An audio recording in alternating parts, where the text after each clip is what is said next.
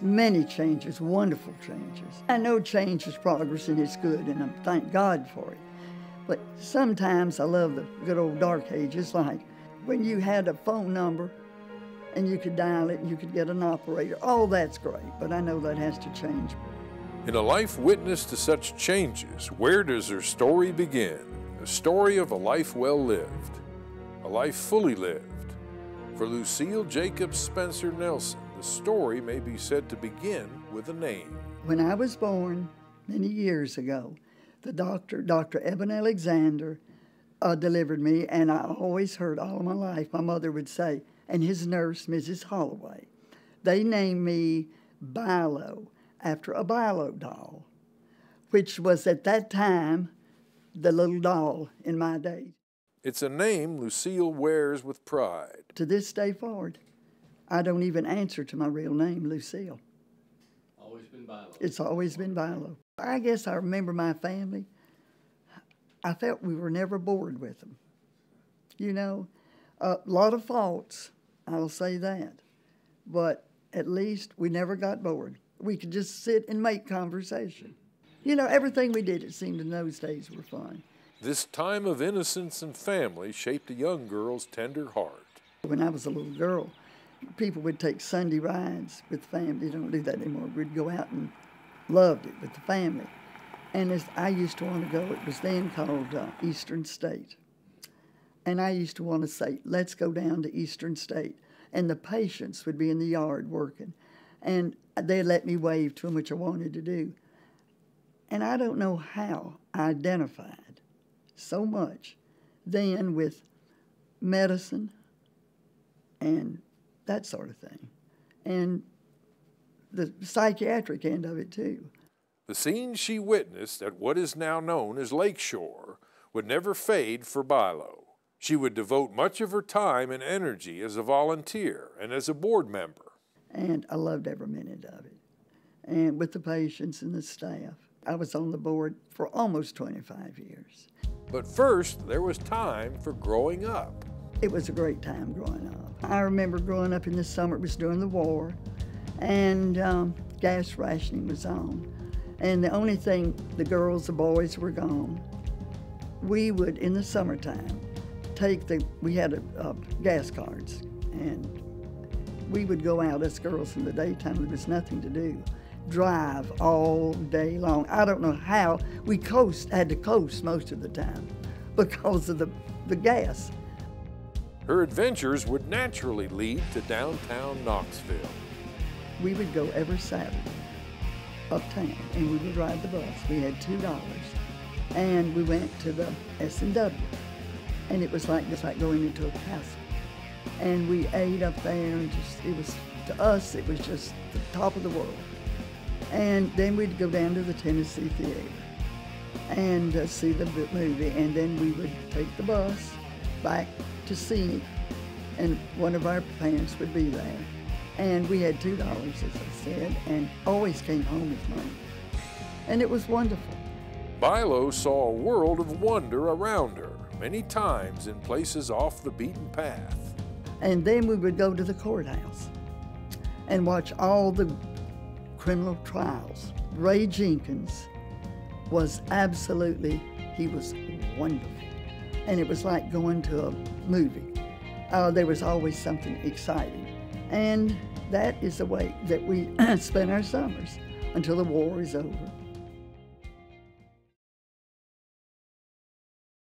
At that time, it was kind of all of our crowd went away to school, boarding school, girls' school. Bilo would head off to Washington Seminary in Atlanta. And it was a school that Margaret Mitchell graduated from. And she came one day that wrote Gone with the Wind, as you're familiar with. And she came and had tea with us one day. And she told the girls that she had a better book that she had written. In 1955, Bilo was hit with dreaded news, all too common for the times. I went to St. Joseph's. I was diagnosed there with border polio. And I found out later that is the worst of the strains of it. But the trials of polio couldn't defeat Bilo's spirit. But I surprised him. Someone said, will she ever talk again? And my husband said, oh yes, I can assure you. So I did, I was blessed. But this is one reason that I'm hoarse today. And it cleared up in my younger days. But now it's kind of had a flashback, and I've heard that this has happened. Bilo's travels have taken her around the world. There wasn't any trip that I ever took that I didn't enjoy. I have beautiful memories. I've made some beautiful memories. We met people that to this day come and visit me. The seed for Bilo's adventurous spirit may have been planted with visits from another East Tennessee Historical Society pillar of support, her Uncle Sam Slover, founder of Landmark Communications. He was interesting, fascinating, he and Aunt Faye both. I remember Uncle Sam coming to town, and he would always with us children. In those days, children were seen, but they weren't heard. And Uncle Sam and Aunt Faye always would spend time with us children. They always had interesting stories of their travels. And her love of travel serves to crystallize her feelings for home. Knoxville is just, I'm so proud to call it home. I'm proud of it.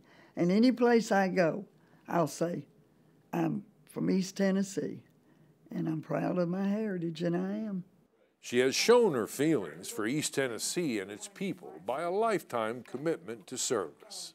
I've done volunteer work all my life. I believe in giving back to our community in any way that you can. I mean, if it's just going to the schools and reading to the children. That spirit of giving extends to financial support. Recent generous gifts enabled the remodeling of the East Tennessee History Center's auditorium and the lobby of the University of Tennessee's Medical Center. They both now bear her name. Every day you're learning history if you just stop and think.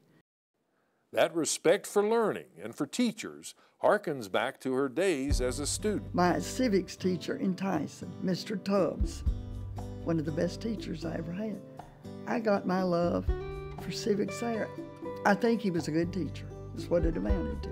He knew how to communicate. I think education is important. In most cases, whatever you follow in life, I think it's a teacher behind that. And I think behind every great person, there's been a teacher as an influence to guide them through. I just think we cannot put enough emphasis on education and teachers. Though she appreciates history, Bilo Spencer Nelson refuses to dwell on the past. It's exciting now. Things are happening so fast, making history every day. And all the friends, I have been so blessed with my good friends.